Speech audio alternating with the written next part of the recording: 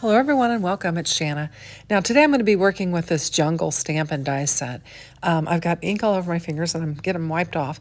Now I made this card while playing along with watching LV Handcrafted when she had all the guys on the show and they were just crafting, and I was just watching them and creating this card for Craft Roulette. And the parameters for Craft Roulette were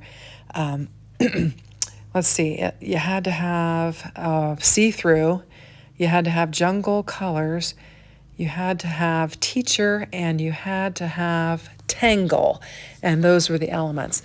So I'm just stamping out 4 of these jungle characters. I've got a giraffe, an elephant, a monkey, and a lion. And you can see I'm participating in the chat on the LV Handcrafted Live and just chit-chat, and you'll see me do that throughout. And I'm going to do some coloring on these animals, and so I'm just going to grab my markers and get to coloring. Now these images are not very detailed and it won't take very long, but coloring does take a bit of time, so I'll just speed things up and then we'll come back and put our card together.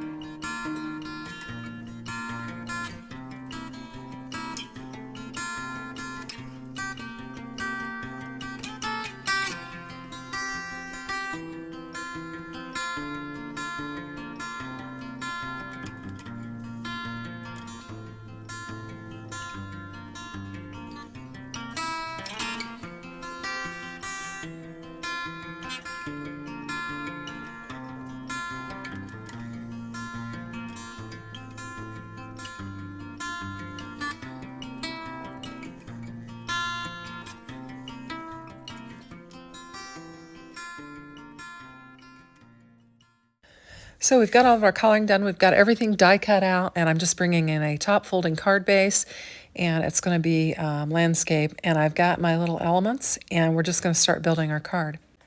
So I've got this brown panel here, which is definitely jungle themed colored, and I'm just going to get it laid down on my card base. So we've just got an A2 size panel here, and I'm just getting it pressed down really well. And I show you this lattice orange that I colored out. I thought was going to use it. I was thinking kind of like a little circus type wagon or something where the animals would be in, like a little cage or something, but then I ultimately will decide not to use it. So I'm bringing in this cream colored panel that's slightly smaller, and it's got a bit of red ink on the back of it. Not sure what happened there, but I'm going to get it laid down. As I said, I'm trying to use the scraps that are hanging out around my craft room, and I'm just going to get these positioned, and I'm still thinking about using that orange panel and creating almost like a carriage type thing, and I'm going to ink blend this up thinking I'm going to use it, and ultimately I will not wind up using this panel. So I'm just taking some vintage photo and laying it down on there. I just thought it was too bright and in contrast with the rest of it, and I thought I would just ink it up and just kind of bring it down a little bit. And so I'm just running the thing across there. And then I guess what I thought was I couldn't see my animals as well as I would want to. And so that's why I decided not to use that. So I'm going to come up with a different idea. I'm just getting my animals laid out here on my paper. I decided to go ahead and lay them down, and then I would come up with something for my see-through element. So I'm going to put my giraffe here and kind of let him hang over the edge a little bit. And then we'll just put the elephant beside him, and the little monkey, and then the little, I guess, tiger is what that is. And I think they're super cute. I think this would be a fun teacher card for maybe a little boy to take to school.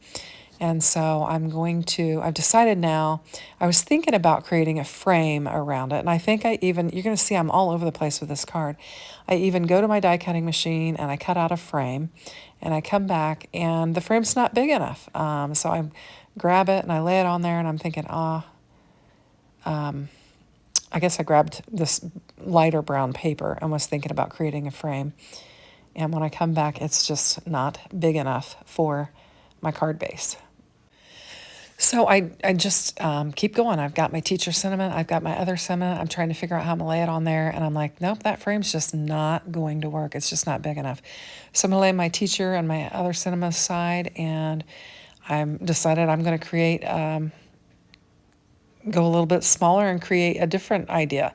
So I'm thinking I could use this die and create a shaker element, and I'm going to layer the smaller die with it, and we'll create a window, and it'll just be a little shaker window in which we can put some shaker bits in it, and then we will have our see-through element, and I thought I could just put my sentiment right on top of this, and we're going to go in this direction. So I'm going to my die cutting machine, I'm going to get it cut out, and we'll get it assembled. So there we go, and I'm just going to get some acetate. I think I just wind up cutting up some packaging that I had from sitting around from something that I'd recently opened, and I'm just going to use my tape runner and just put some tape down there on that, and we'll create a shaker.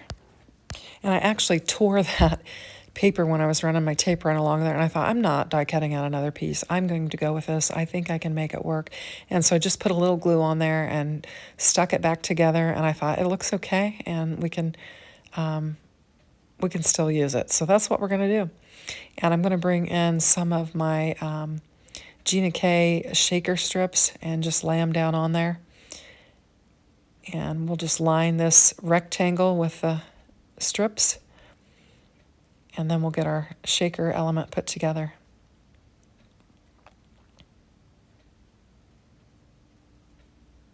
And there we go.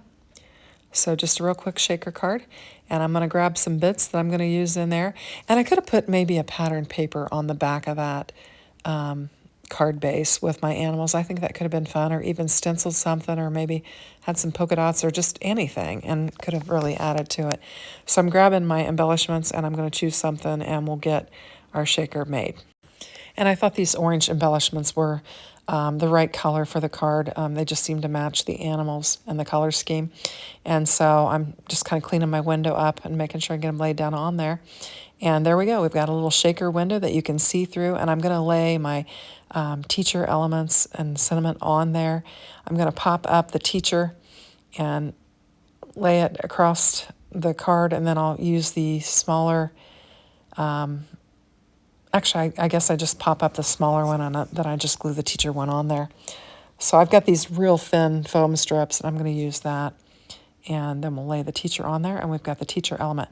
Now, while I was making this video, I forgot about the tangled element. So after I shut the camera off and actually posted the picture on LV Handcrafted, I realized I needed to use the tangle. And so I grabbed some tangled twine in my twine bin, and I created a bow and I put it on there.